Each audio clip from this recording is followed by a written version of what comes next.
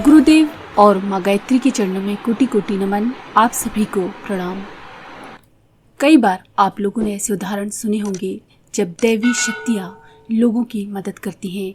आज हम ऐसे ही उदाहरण देखेंगे, जानेंगे। दैवी शक्तियाँ समय समय पर अपने प्रिय पात्रों को सहयोग देती हैं, अनुग्रह करती रहती हैं। साथ ही दुष्ट आतताइयों को उनके कुकृत्यों के लिए भयंकर दंड व्यवस्था भी करती हैं। सूक्ष्म जगत में विचरण करती दिव्य आत्माओं का सहयोग अनायास इस रूप में मिलते देखा गया है। इंग्लैंड के न्यायिक इतिहास में 19वीं सदी के आरंभ में एक ऐसी ही घटना घटी जिसने कानून व्यवस्था को भी चुनौती दे दी। इंग्लैंड के एक्स्टर जेल में एक जॉन ली नामक अपराधी बंद था। हत्या के आरोप में न्यायालय द्वारा उसे मृत्युदंड सुनाया गया। उस समय आज की तरह विद्युत द्वारा फांसी दी जाने की व्यवस्था नहीं थी। मोटी रस्सी के फंदे द्वारा फांसी दी जाती थी। निर्धारित तिथि एवं समय पर डॉक्टर ने उसके स्वास्थ्य की परीक्षा की। पादरी ने जॉन ली के किए गए अपराधों के लिए परमात्मा से क्षमा प्रार्थना की। फांसी का फंदा उसके गले में डालने से पहले जल्लाद जेम्स वेरी ने फांसी के उपकरणों की भली भांति जांच कर ली। फांसी का फंदा बनाकर खींचे जाने वाली रस्सी को ठीक किया। मजिस्ट्रेट की देखरेख में अपराधी के गले में फांसी का फंदा डाला गया। जल्लाद ने पीछे हटकर नीचे के तख्ते को खींचा, किंतु तख्ता बिल्कुल नहीं हिला। पुनः तख्ते का निरीक्षण किया गया। संभवतः कहीं जाम हो गया हो, किंतु पाया गया कि वह बिल्कुल ठीक था। दोबारा जोर लगाकर तख्ता खींचा गया, किंतु आश्चर्य कि वह टस से मस न हुआ। जल्लाद ने तीसरी बार तख्ते की जांच करने के बाद खींचने का प्रयास किया, किंतु असफलता ही हाथ लगी। तीसरी बार फांसी पर चढ़ाए जाने की मानसिक पीड़ा से जॉन ली भीषण ठंड में भी पसीने में डूब गया। मजिस्ट्रेट सामने खड़ा सारी कार्यवाही देख रहा था। उसके सामने की ये अभूतपूर्व घटना थी। वह विस्मित था कि फांसी के सारे उपकरण ठीक होते हुए भी तख्त खिसक क्यों नहीं रहा। निरंतर 7 मिनट तक अथक प्रयास तथा 3 बार फांसी के तख्ते पर चढ़ाए जाने पर भी उसे मृत्युदंड नहीं दिया जा सका। कुछ समय के लिए फांसी को स्थगित करने का आदेश दिया गया। फांसी का निर्धारित समय बीत गया। सर विलियम फोर्ड ने इस मामले को प्रस्तुत करते हुए निवेदन किया कि न्यायालय द्वारा निर्धारित समय पर पूरी सतर्कता एवं सावधानी रखने के बाद भी मृत्युदंड न दिया जा सका। अतः न्याय की रक्षा के लिए अगला समय निर्धारित किया जाए। उच्च न्यायालय ने अपील को निरस्त करते हुए कहा कि आपराधिक दंड प्रक्रिया संहिता के अनुसार न्यायालय द्वारा मृत्युदंड की सारी कार्यवाही पूरी हो चुकी है। इस समय को आगे बढ़ाना न्यायालय के क्षेत्र के अधिकार से बाहर है। विश्व के न्यायिक इतिहास में ये आश्चर्यजनक घटना थी, जबकि एक व्यक्ति को निरंतर 7 मिनट तक फांसी दी जाती रही हो और वह बच गया हो। पत्रकारों ने जॉन ली से पूछा कि वह कैसे बच गया। उत्तर में उसने कहा कि वह निर्दोष था। हत्या में उसे किसी प्रकार फंसा दिया गया था। अपनी सफाई एवं समुचित साक्ष्य वह न्यायालय में प्रस्तुत नहीं कर सका, जिसके कारण उसको मृत्युदंड मिला। फांसी के तख्ते पर ईश्वरीय न्याय सहयोग की प्रार्थना वह निरंतर करता रहा।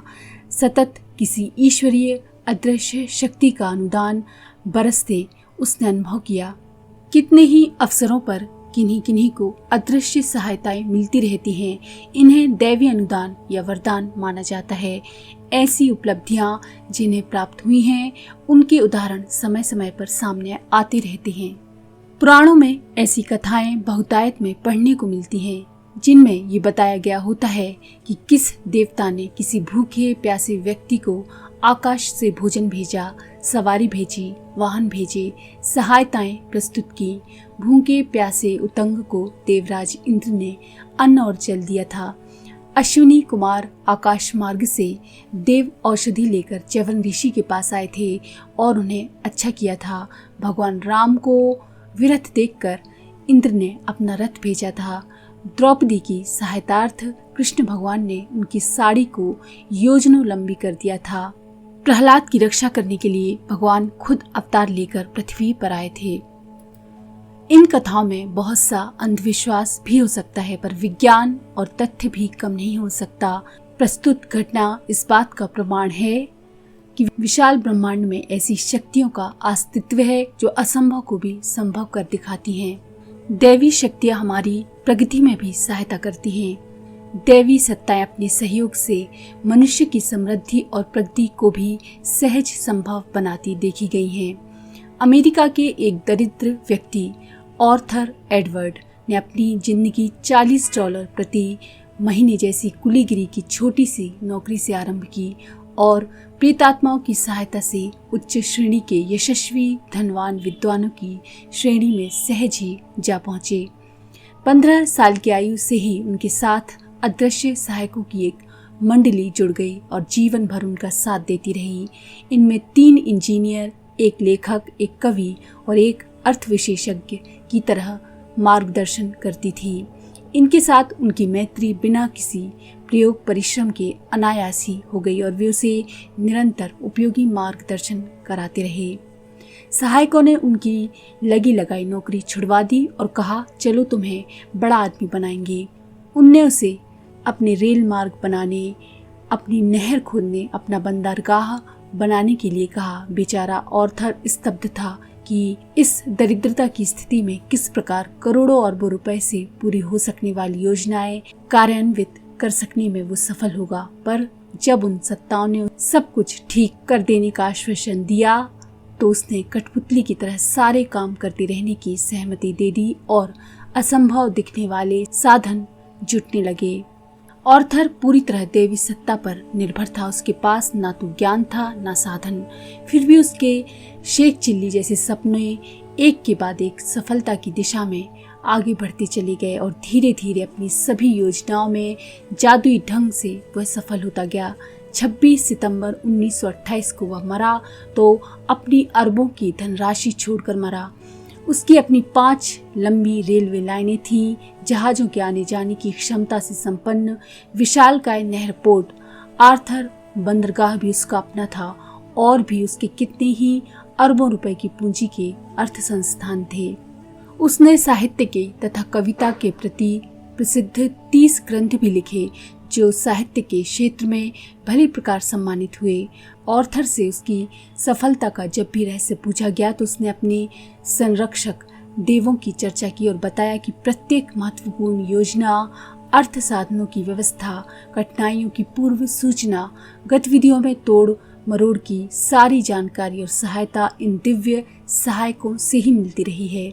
उसकी अपनी योग्यता नगण्य है। साहित्य सृजन के संबंध में भी उसका यही कथन था कि ये कृतियां वस्तुतः उसके लेखक और कवि अदृश्य सहायकों की ही हैं। उसने तो कलम कागज भर का उपयोग करके ये प्राप्त किया है। इसी तरह अन्य क्षेत्रों में भी कितने ही लोग अदृश्य दैवी सहायता पाकर धन्य और कृतकृत्य हुए हैं।